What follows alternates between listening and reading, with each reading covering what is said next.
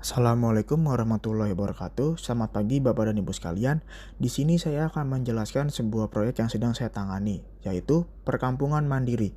Perkampungan mandiri ini berada di kawasan Kampung Muara Angke, Jakarta Utara. Di sini isu yang saya angkat adalah krisis air bersih. Lalu pertanyaannya, Jakarta krisis air bersih itu tidak mungkin, mengingat sebagian dari kita masih bisa merasakan yang namanya air bersih. Dan di sini saya mencoba untuk membreakdown kenapa isu yang saya ambil ada krisis air bersih. Oke, dimulai dari permasalahan umum dari kota Jakarta. Yang pertama, banjir. Yang kedua, keterbatasan air baku. Yang ketiga, pencemaran air sungai. Yang keempat, keterbatasan lahan. Dan yang terakhir, yang kelima, penurunan muka tanah. Ya, Jakarta mengalami penurunan muka tanah. Tapi tidak terasa karena efek yang paling parah itu ada di Jakarta Utara, di mana penurunan muka tanahnya terdata di tahun 2010 itu mencapai 4,1 meter. Itu disebabkan dari penyedotan air tanah besar-besaran yang berada di Jakarta Utara. Ya, seperti yang kita tahu, Jakarta Utara kawasan pesisir dengan berbagai macam apartemen seperti Regata yang sekarang terus-terusan menyedot air tanah. Itu yang menyebabkan Jakarta Utara mengalami penurunan muka tanah yang sangat drastis. Dan di sini saya mencoba sebuah proyek, yaitu membuat sebuah perkampungan mandiri yang diharapkan mampu menjawab dari krisis air bersih tersebut, di mana kampung saya menggunakan sistem pengolahan air laut, tidak menggunakan sistem penyedotan air tanah. Dan kenapa tidak menggunakan PDAM? Karena kawasan Muara Angke ini tidak pernah masuk yang namanya bantuan pemerintah yang berupa air bersih dari PDAM. Jadi kawasan tersebut itu memiliki air bersih yang mereka beli langsung dari pemerintah menggunakan mobil truk keliling, tidak menggunakan PDAM. Jadi di sini saya membuat sebuah proyek perkampungan di mana mereka bisa membuat atau menghasilkan air sendiri untuk kebutuhan mereka.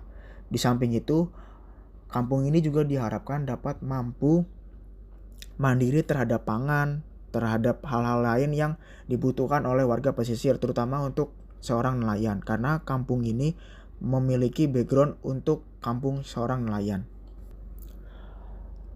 Bangunan yang saya perhatikan adalah seluruh bangunan dari yang saya bikin menggunakan lokal material, di mana material-material untuk huniannya sendiri itu mudah didapat dan berada di sekitar lingkungan.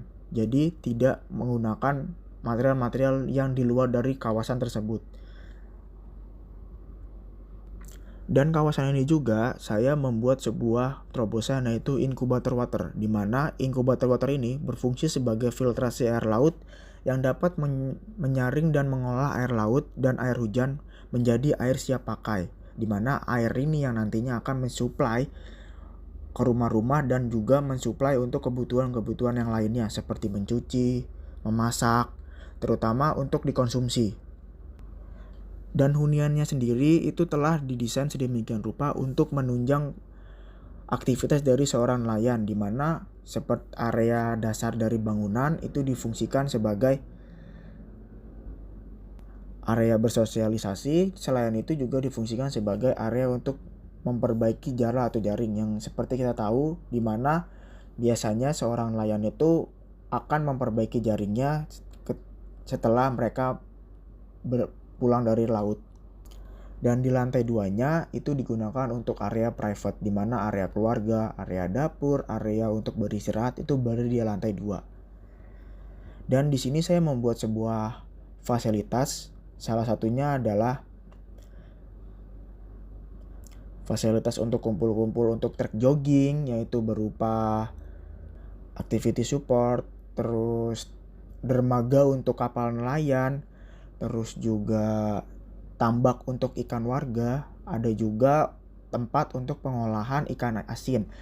Yang seperti yang saya dapat di kawasan tersebut adalah tempat produksi ikan asin. Menurut saya ini sebuah potensi yang harus dikembangkan, di mana itu merupakan salah satu dari mata pencarian warga sekitar.